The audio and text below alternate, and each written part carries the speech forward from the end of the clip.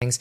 Yeah, it's not a criticism of peers. No. It's a criticism of the people who are like, Tucker needed to do his interview with Nick Fuentes a certain way, to like show people that side of him. And I just feel like if you spent 20 seconds just Googling the name, you will get all of those views. They will be the first thing that's there on you. I don't think there's a huge population of people who listen to Tucker's show who walked away with, that's a really interesting guy. I want to know more. People know that name. They know the name Nick Fuentes now because mostly the left, but also the right, have made him a boogeyman. And that whatever, they did that for whatever their reasons were, but now he's better known than ever. And he's been on a bunch of other podcasts. This is why, I've never asked him for an interview, and I have no desire to interview him. I can cross-examine with the best of them. Oh, yeah. Trust me. If I want to do a contentious interview, I know how. This just seems pointless to me. To me, it's like you want to cross-examine reasonable people who are taking an outrageous position on something, someone who's gettable, someone who you might actually find fundamentally decent, but who's just gone off the deep end on something. That's somebody I would talk to, but I don't.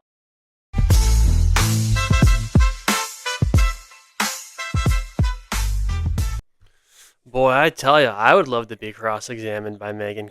I'm just kidding. Hello, welcome to a new edition of the Right Wing Populist Podcast. I am the Right Wing Populist.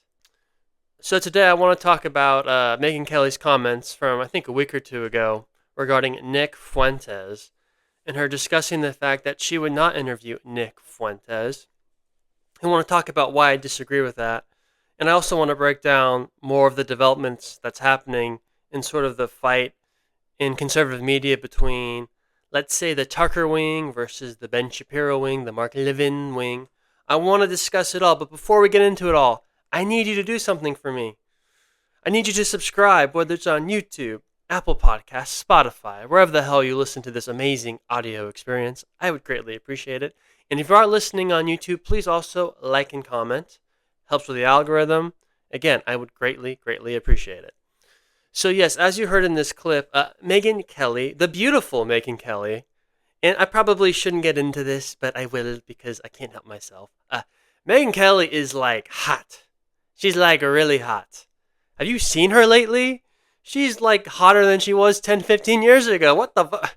That's not supposed to happen. It's supposed to be the opposite. You're supposed to get less, generally speaking, you're supposed to get less attractive the older you get, not more attractive. Megyn Kelly, she's found the fountain of youth, the fountain of MILF. I don't know what the hell the fountain she's found, but she's found something because she is just wow. I probably shouldn't be talking about this. I don't want to get canceled, folks, but I just have to say it. Megyn Kelly looks great. I only talk about it because this is an audio-only experience for now. So I'm just trying to paint the picture of the clip I just played. Megyn Kelly, she looks great, folks. What can I say? I always had a crush on her, even when I was a kid watching Fox News, with my parents. They'd have Megyn Kelly on, and I was just wow, she's pretty. And she's prettier now. Good for you, Megyn Kelly. She's probably doing Pilates, hot yoga, really hot yoga. So, anyway, let's stop talking about this. Let's focus. We got to focus, everyone. So, as you heard in the clip, and I'll give you the broader context of what she was saying. Essentially, she was reacting to the famous interview between Nick Fuentes and Piers Morgan. And that interview was sort of a shit show. Piers was essentially sexually harassing Nick at one point, asking him if he had sex, whether or not he was gay. It was come on, Piers. If he was about to ask him for his phone number. It was ridiculous. And again, I'm not even the biggest Nick Fuentes fan, but it's Piers, laying on a little thick, bro. Stop asking about Fuentes' love life.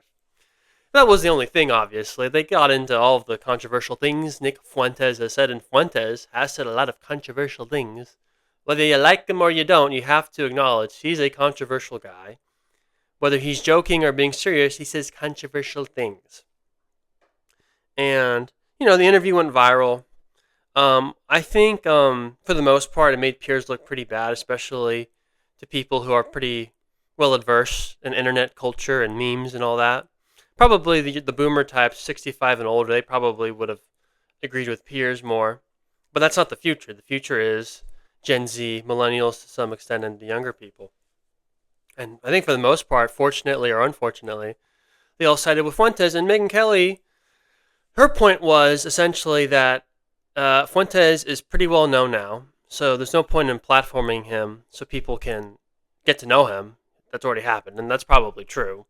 But the second point she's saying is, what's the value in interviewing him when you can just look him up and see all the controversial views and most people aren't going to like them? She made a claim that she thought most of the people listening to Tucker's interview with Fuentes probably weren't going to come across or, come out of that interview being impressed with Fuentes. Unfortunately, or fortunately, again, depending on your perspective, I disagree. I have someone who's pretty close in my life who had never really heard or maybe heard but never actually listened to Nick Fuentes. And when they were, and I played the Tucker interview for them, just so they could have an idea of what all this controversy was about regarding Nick Fuentes. And this individual actually came across pretty impressed from Fuentes, questioning why he's gotten so much pushback and hate, which I thought was interesting. Again, whether you agree with that or like Fuentes or not, I actually disagree with Megyn in the sense that I think most people who watched the interview with Tucker Carlson that Fuentes did, I think most people came across impressed with Fuentes and probably a little bit sympathetic. I mean, the story of essentially how his origin story, let's call it, of being a young guy on college campus, being a Trump supporter, being harassed, being targeted by Ben Shapiro, the Israel Firsters, Conservative Inc., Big Con Inc., and the fact that they basically tried to strangle him when he was in a crib, basically end his career before it really started. I think for most people, that's pretty, number one, I think most people, they'll view that as an explanation as to why Fuentes can come across so bitter at times, particularly among people who are very pro-Israel, like Ben Shapiro. I think it sort of creates an understanding, or at the very least an explanation. Whether or not that's the actual explanation, I think that's what people are going to come across. Fuentes looks like a sympathetic figure, certainly at the beginning of that interview with Tucker. And people just think that's unfair. People don't like the idea of powerful people targeting an 18-year-old kid because fundamentally, at least on the face of it, all this kid was saying at the time was questioning why are we so supportive of this little country in the Middle East, Israel? Why do they have so much influence in U.S. politics? That's not an anti-Semitic question on the face of it. It's not an unreasonable question. Now, some people could be motivated by that question or be motivated to ask that question because of anti-Semitism. That's possible, and that's why you want to be careful. And I do think Fuentes is motivated by anti-Semitism. I don't even think that's a controversial thing to say. I know some of his fans, when I've done podcasts about him before, they'll try to push back on that. But look, when you're skeptical or you essentially deny the Holocaust and you say Hitler is cool because of the edits, look, that's funny. I understand the humor behind it from an internet culture point of view. But in reality, that's a gross statement to make. Hitler was a terrible person who was responsible for killing over 6 million Jews, among other groups, not just Jews, gay people, gypsies, other Poles. He killed a lot of people, not just Jewish people, but certainly primarily Jewish people in terms of the number one target. So I just think if you're going to deny the Holocaust, praise Hitler, I think that's pretty disgusting. And I do think it's anti-Semitic. I don't, it's like, what, you think he's anti-Semitic because he denies the Holocaust? Like, yeah, a good duh. He said he thinks Hitler is cool. Of course I'm going to think he's anti-Semitic. Of course. Like, how is that even controversial? You're like, I think Hitler's cool and I don't think the Holocaust happened. It's like, yeah, you're anti-Semitic then, dipshit. I mean, look. I want to be fair. Is it possible you could think Hitler is cool without being anti-Semitic? Yes, but it's like so unlikely. It's not even worth really discussing. Could you think the Holocaust didn't happen, but not be anti-Semitic? Maybe slightly more likely in that one, but even then, it's like, what? There's so much evidence that the Holocaust happened. Like, what is the motivation then to deny it? Like, that's what people are disingenuous about. So the Holocaust is pretty well documented. I know if you want to argue about the particulars of like where the origins of the ideas came from, whether it was from Hitler himself or other people around him, or what the exact breakdown was of the specific groups the Nazis targeted. It's like, okay, fine. Like, you can do that. But there's no question Jews were the primary target. And there's no question that there were concentration camps with gas chambers that killed millions of people. Like, you just can't deny that. It's well documented. Auschwitz is a real place that you can visit. There were trials. Okay, a lot of these people admitted to these horrific acts of genocide, war crimes, etc. So, like, what is the motivation then to question or flat out deny the Holocaust? And Fuentes, at the very least, has questioned the Holocaust. Sometimes he's maybe joking, but sometimes he's not. It's hard to tell with him. But the point, and the reason why I'm saying all this is that, with that all being said, though, I disagree with Megyn. I still think she should interview him, especially if you think his views are as bad as she seemingly seems to think they are in the clip I played. And there's more. I'm not going to play the whole clip. I mean, and she's right, all jokes aside, about being like I said, again, I would love to be cross-examined by Megyn Kelly. But all jokes aside, she is very talented. And I would love to see a contentious interview between Megyn Kelly and Nick Fuentes. Frankly, she would probably do a better job of being adversarial than Tucker would have been. Tucker can be adversarial. Obviously, he did that with that Ted Cruz, the Israel firster. But Megyn Kelly's more talented when it comes to that type of... I mean, she was a lawyer, right? She's just more talented at that skill. So I would love to see that. So, like, she's like, and, maybe Fuentes wouldn't even go on her show because, he knows she's very talented. Even I want to admit that because she's a girl. But it's true. And Fuentes knows that. And plus, the other thing, and I think Megyn probably understands this, but whether she likes it or not, she's being pushed in by the conservative establishment into, like, the Fuentes camp. I mean, you have people like the Israel firster Mark Levin. He posted this morning about Megyn Kelly. I'll quote him. This was on X. Megyn Kelly, whose ratings were so bad on NBC she became a laughingstock, was canned for promoting blackface on Halloween. You see, she was always a degenerate bigot. This is why she's cool with Candace Owens and Jack Percevic. This is why she slobbers over Katarlson. She's part of the woke Reich, the queen of the modern clan.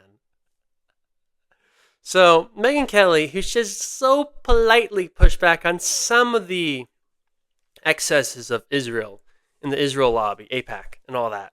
She just so very politely, very beautifully, because again, she's so pretty, very elegantly, again, Megyn Kelly, she pushes back ever so slightly, and then you have people like Mark Levin accusing her of being part of the woke Reich. And it's like, come on, Megyn. Like, it's like, you're going to be pushed into that group anyway with the Nick Fuentes and the Tucker Carlson. So interview him and push back. If you want people like Mark Levin to not criticize you like that, maybe I guess she doesn't care, in all fairness to Megyn. But I mean, this is what's happening in conservative media. You're having people like Mark Levin, Ben Shapiro, who are essentially trying to push everyone who's not on the pro-Israel side, on the more establishment-leaning side, on the hawkish side of foreign policy, into the Nick Fuentes camp. And this is the problem I have with Nick Fuentes, in a sense, and maybe this is why Megyn Kelly's smart not to interview Nick Fuentes, is because I think Nick Fuentes is actually anti-Semitic. So it makes a valid criticism of Israel, even when he does it, look like it's being motivated by anti-Semitism, which makes it when other people who aren't anti-Semitic criticize Israel, it's easier to smear them as anti-Semites. That's frankly why I don't like people like Glenn Greenwald promoting Nick Fuentes as much as he does. Again, I want Nick Fuentes to have his platform. I think he's very talented, very entertaining. But I do think he makes it harder to criticize Israel. When he says the Holocaust may have not happened, when he says Hitler was fucking cool, and I'm tired of pretending that it's not, which was a hilarious line, but it's just not helpful. It's not helpful if you want to be serious about actually combating the influence of AIPAC and just foreign governments in general, but even specifically Israel. Saying the shit Nick Fuentes has said is counterproductive. It just is. And it's why his movement's never going to be a serious political movement. The Groypers, his America First shtick. I'm very supportive of America First, but the problem is he's too intertwined with his movement. And what I mean by that is, if you look at his history of politicians he's supported or not, look at Joe Kent, for example. He was supportive of Joe Kent, but he turned on him when Joe Kent essentially disavowed Nick Fuentes. Now, look, you could understand why on a personal level, if you endorse someone and apparently even communicated with them directly, and then they later denounce you, I could understand why you would feel betrayed and mad about that. But if you want to be a serious political movement, the standard shouldn't be I'm going to support you or not versus based on how you feel about me. It should be about the policies he supports. And look, the thing is, Fuentes, you've said so many controversial things. Of course, people are going to have to create distance from you. That's just a fact. And so anyway, that's why his Groyper movement's never going to be a serious political. He's a very prominent. I'm not talking about being a popular streamer. He's already a popular streamer, of course. I'm talking about a serious political movement that I don't see happening because he's too intertwined, and he's too controversial at this point that he's never going to be able to be integrated into the mainstream political culture. And that's probably what he wants anyway. He probably doesn't want to be integrated, but that's the limitations I see on his Groyper movement. But as I've said at the beginning, I think Megyn Kelly should be willing to interview Nick Fuentes. I think she would do a great job of creating a good balance between fair criticism of Fuentes, not like Piers Morgan when he was basically begging. It was like a grinder hookup. It was just the questions he was asking. It was so weird. Megyn wouldn't do that, obviously, and I think she'd be respectful in an appropriate manner. So, I would love to see an interview between Megyn Kelly and Nick Fuentes. If nothing else, just for the aesthetics. They're two both very aesthetically pleasing people, especially Megyn. Just from an aesthetics point of view, I'd love to see that interview. But whatever, folks, it's all good. So anyway, I love Megyn Kelly though. I love her. Not just because of how she looks, just because of the whole package. She's pretty, she's talented, elegant. But you should interview Nick Fuentes, Megyn. You can do it. Interview him. Don't be a coward, Megyn. Come on. Don't be a coward. Anyway, that's it for today, folks. We'll be back tomorrow. Again, please subscribe, whether it's on YouTube, Apple Podcasts, or Spotify. I would greatly appreciate it. Also, like I said, if you are listening on YouTube, like and comment helps with the algorithm. We'll be back tomorrow, folks. Hope you have a good rest of your day. Bye-bye.